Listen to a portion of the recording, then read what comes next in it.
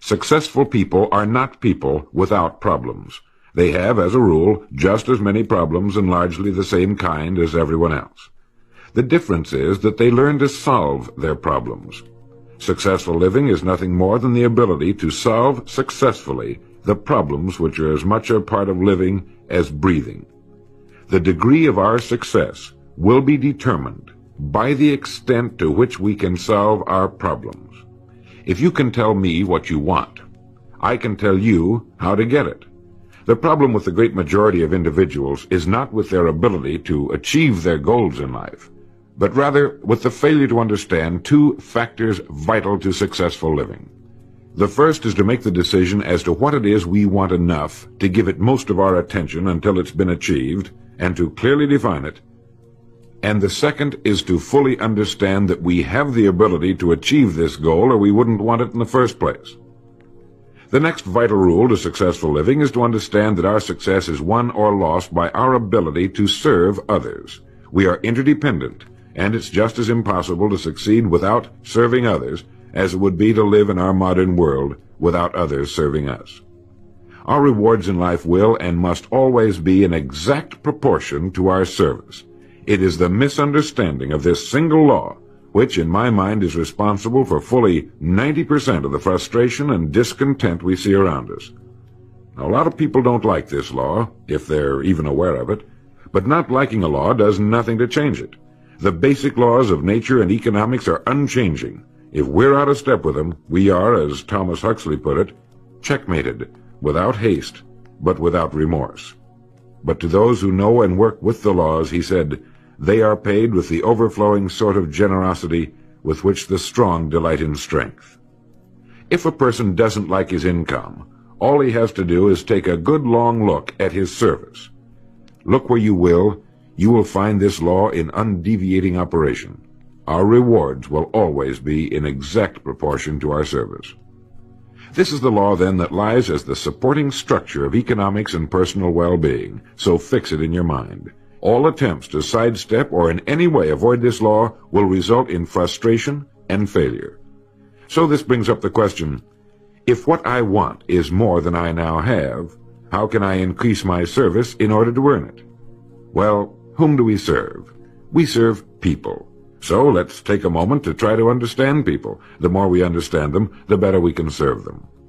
I think of an adult human being as a grown child, doing his best to play for the first and last time on earth this game called life. The extent to which he learns the rules of this mighty game will determine his success. But right here we run into an historic and exasperating fact. People down through the centuries have, with the most amazing consistency, divided themselves into two groups. One group contains about 5% of any given population. The other group contains the remaining 95%. Neither of these two groups is any better than the other. But one thing separates them. The big group, the one containing about 95% of the people, never seems to get the word, while the smaller group, the 5%, does. Now, what do I mean by getting the word? I mean about 95% of the people never quite understand, emotionally or intellectually, that we as individuals control, to an altogether unsuspected extent, our lives here on earth. That each one of us is the architect of the structure fashioned by our years. You see, all of us want the same things, but only about 5% figures out how to get them. Within each of us burn two unquenchable ambitions: to serve importantly and to gain financial independence. Both of these worthwhile goals are within the reach of all of us, man or woman, but according to statistics, only about 5% achieve both of them. Why? Let's look at it logically. Every human being has a tendency to think, act, and talk like those by whom he is surrounded. This is environment, and it exercises an enormous influence on our lives. We've already pointed out that 95% don't seem to get the word in life. Then it follows that in the case of any given individual, the odds are 95 to 5 that he is surrounded by the larger group. And since a body in motion tends to remain in motion until acted upon by an outside force, that he will continue to conform to his group unless we can do a better job of serving him through knowledge. The failure of most people to live successfully is not caused by their lack of abilities, far from it, but rather in their failure to decide what it is they want, and understanding that our wants are governed by our talents and abilities, and that we are divided into two groups of roughly 5% and 95%, and that it's the 5% group which is successful. So here, let me give you a definition of success which, to my mind, covers the subject completely. Success is the progressive realization of a worthy ideal.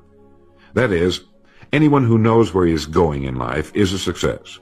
At the moment he makes the decision of what it is he intends to accomplish, of what it is he considers a worthy ideal, he is successful. Once this goal has been accomplished, he is again, by our definition, a failure, until he establishes a new goal toward which to work. To my mind, this is what we as human beings were intended to do, to go through life from one achievement to another, and to finally come to the end of our road here on earth, still reaching, still working toward a new and better plateau on which to stand. For this is to live and live completely, to know as much as we can know, to serve as much as we can serve, to accomplish as much as we can accomplish. Well, since success is the progressive realization of a worthy ideal, why are we faced with only 5% who can be called really successful? Because the best estimates available tell us that only about 5% will ever decide upon and define the one thing they want. One thing, because we can only do one thing at a time. To my mind, the story of a person's life is the story of a quest, a search to which he devotes his life. We know that the happiest people on earth are those who know exactly what it is they seek and set boldly out to find it. And while we're all dreamers, the fortunate ones are those who have found a dream so exciting and worthwhile that they'll devote a part or all of their lives to making that dream come true. But while all dream, by far the great majority, that 95%, never realizes that a persistent daydream is often the point on which we should set our compass, the place toward which it is meant for us to journey. The tragedy is that the great majority shrugs off this built-in direction finder and returns to the wide, visible, well-marked road in life which they feel must be the best road because it carries the heaviest traffic. Well, let's make this point clear. The road in life with the heaviest traffic is not the best road to follow, for it is the road of the 95%. It is the road with no more opportunity, and with 19 times as much competition. Of all the billions of human beings who've lived on Earth, all great advances, all great ideas have come from just a handful, a few thousand out of billions.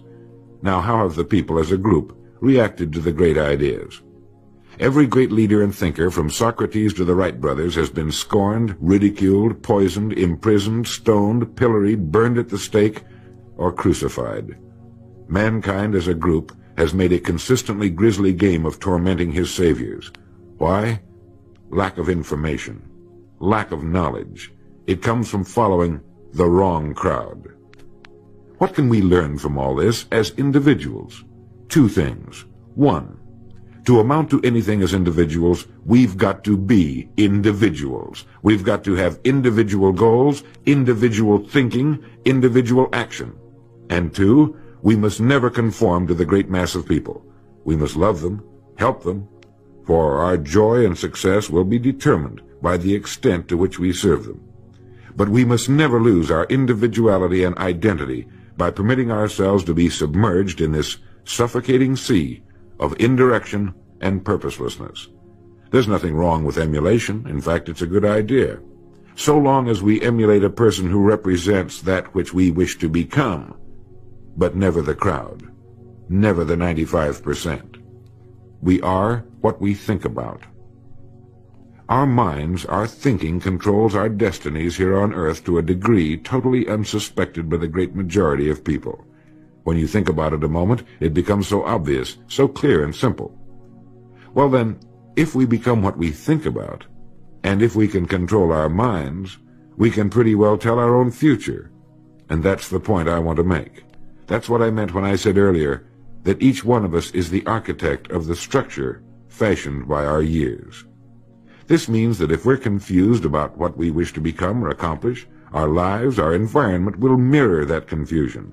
It also means that if we know what it is we seek, that it must be accomplished. Barring an act of God or a catastrophe over which we have no control, we as individuals can call our own shots for the rest of our lives. We can know what it means to go through life from one success to another, to play life according to the rules and reap the rewards. We can know what it means to have peace of mind and live calm, cheerful, successful lives. You are at this moment the sum total of your thoughts to this point, for there is nothing else you can be. And 5 years from now, you can be and have anything you set your entire mind and heart upon. Succeeding in life has always been a matter of doing that which the great majority does not do. Now let's keep this in mind as we get into this business of goals. It isn't that I want to make an invidious comparison between the 5% and the 95%, not at all. That's just the way it is. And if we don't recognize it, it will be to our cost. At the beginning of this record, I made the statement, if you can tell me what you want, I can tell you how to get it. You see, the trick is not in achieving our goals, it is in establishing them. A ship would never leave a harbor if it did not have a destination. An industrial plant would never open its gates if it did not have a product or a purpose. Football would not be played without goalposts, nor would baseball without a home plate. Every business operates for a purpose. Every game has a reason. Getting back to the analogy of our ship, if you were to climb to the navigation bridge and ask the captain the name and location of his next port of call, he would tell you immediately. There's not the slightest doubt in his mind. Can you tell anyone your destination just as quickly and in one sentence? The captain of the ship knows that he can arrive at only one port at a time. He knows that it's impossible to arrive at two. Do you know that?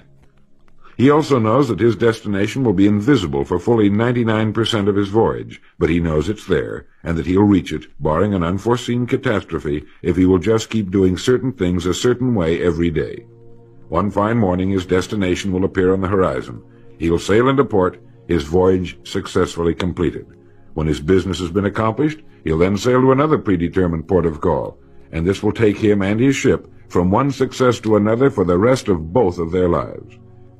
By understanding that he can reach only one port at a time, the owner of a ship can, in the short space of a very few years, reach hundreds of ports successfully.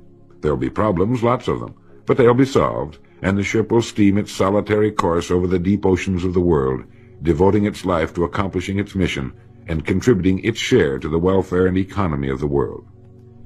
Men and women who follow this sensible, obvious, and meaningful way of life will do the same. But the paradox is that most are like ships without rudders. They're subject to the whims of wind and tide. And while they hope they'll one day arrive in a rich and bustling port, you and I know that for every narrow harbor entrance, there's 1,000 miles of treacherous and rocky coastline. The chances of their just drifting into port are 1,000 to 1 against them. These are the unfortunate people who, not knowing the rules, believe that circumstance controls our lives. They believe in luck and superstitions, fate, the breaks. They believe that success comes as the result of who you know, not what you know. And while they cling to their false alibis, life passes them by. For the rules of life are just, and they are checkmated, without haste, but without remorse. Now what about you? Remembering that the definition of success is the progressive realization of a worthy ideal, what's the ideal toward which you are working, now, today, yesterday, and tomorrow? Can you write it in one sentence? Is your goal sharply and clearly defined? I mentioned on the first side of this record that I could tell you how you could be and have anything you set your mind on in 5 years. To better understand this, you must examine one of the most overlooked facts in the world. It is that every job, no matter what it may be, holds somewhere within itself the key to everything we want in life, the key to greatness. But we must look for it, and we must think. Decide to become a professional at your business. You see, we can either compete or create.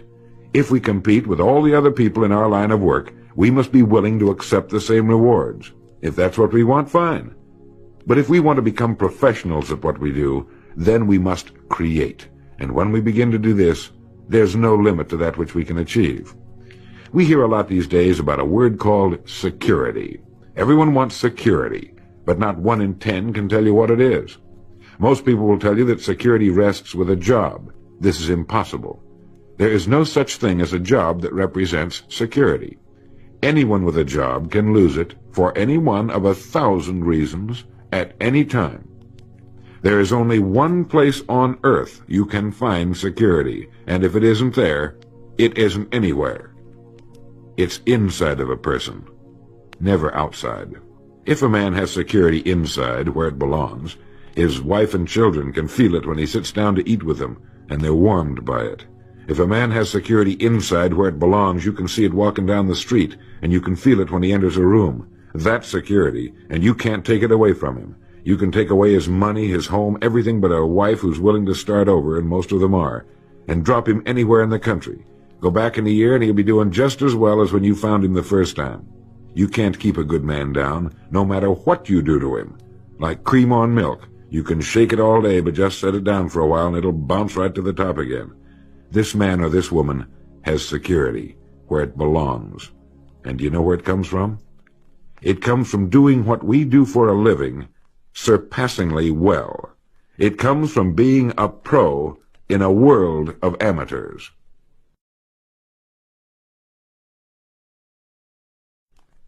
Becoming a pro isn't difficult. It comes from knowing what to do with time. It comes from knowledge, planning, and working. First, knowledge.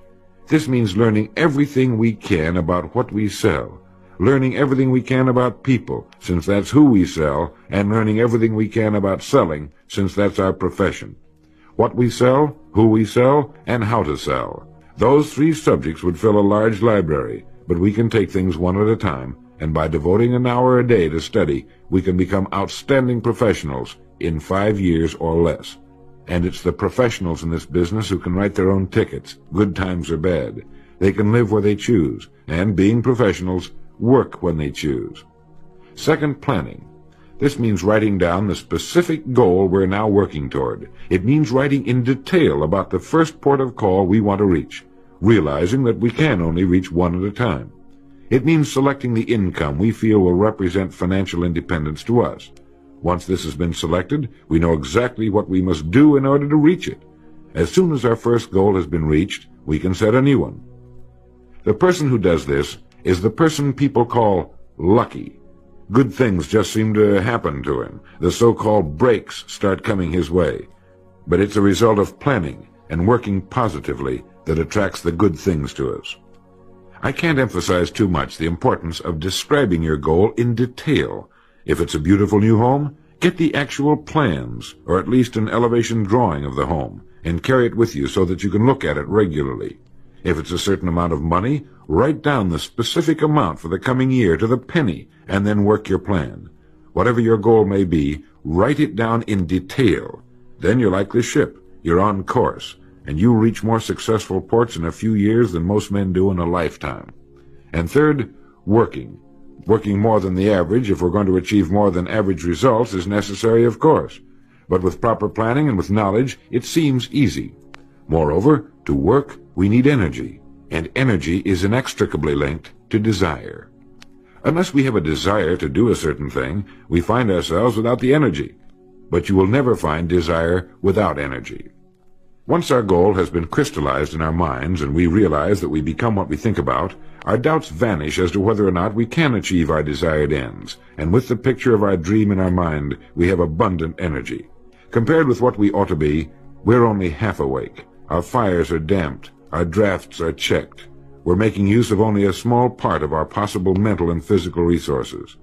Stating the thing broadly, the human individual thus lives usually far within his limits. He possesses powers of various sorts which he habitually fails to use. He energizes below his maximum, and he behaves below his optimum. And then he wrote, excitements, ideas, and efforts, in a word, are what carry us over the dam. He goes on in this excellent essay to point out that we have deep reservoirs of abundant energy that we habitually fail to use, and that by pushing past the first false feeling of fatigue, we will find an exhilarating second wind that will take us to our goals.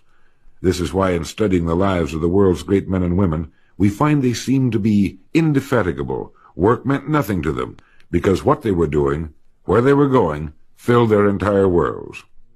Frequently, people find it difficult to establish a goal toward which to work. Realizing that we cannot be successful without a goal, here's a good way to solve the problem. Get off by yourself and where you can think without being disturbed. Then write on a sheet of paper a complete description of the person you would like to be and the things, in being this person, you would have. Once this has been done, start acting the part of the person you wish to become.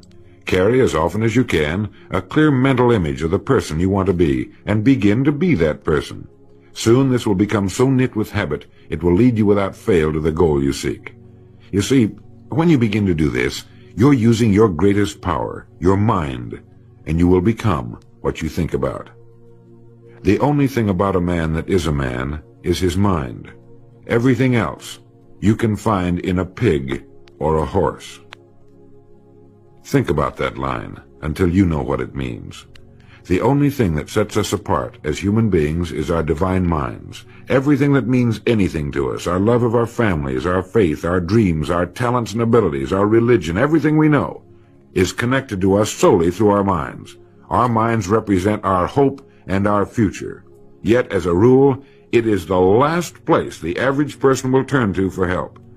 Your mind contains riches beyond belief, but you must prospect this rich and largely unexplored continent. And the only way it can be prospected is by systematic study and systematic thinking. Your mind is like a muscle. It will develop only to the extent that you use it, no more. By devoting an hour a day to study, you're building your mind into a powerful and creative servant. If you only do this 5 days a week, it comes to 260 hours a year. That's 1,300 hours in 5 years, or the equivalent of 162 8-hour days devoted to study and research. Believe me, if you'll do this, in 5 years you'll be one of the most accomplished professionals in your field, and you'll have the world on a string. You will virtually be able to write your own ticket. The average man works 8 hours a day, about 50 weeks a year, for 40 years. That's time enough to become great at anything. The time will pass anyway. We might as well reap the rewards. So now, let's sum up and reduce the whole thing to a workable formula, a set of rules for this game of life that cannot fail to take us to where we wish to go. The first and most important thing to remember is the rule that controls our life. We become literally what we think about.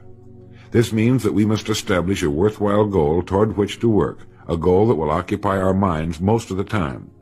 This goal should be written out or illustrated. We should look at it and restate our purpose every morning, every night, and as many times during the day as we can. We must fully understand, emotionally as well as intellectually, that whatever it is we set our heart upon will become real in our lives. We must also remember the law that lies as the basic foundation for all economics and personal well-being as well. Our rewards will be in exact proportion to our service, and if we want to get into the top 5% of the people, we must often cut ourselves away from the effects of our environment and become individuals with individual goals, individual thinking, individual actions. We must realize that our daily work contains more opportunities than we could develop in a lifetime, and that our job contains within itself the key to greatness, the road to everything we could possibly want in life for ourselves and our families.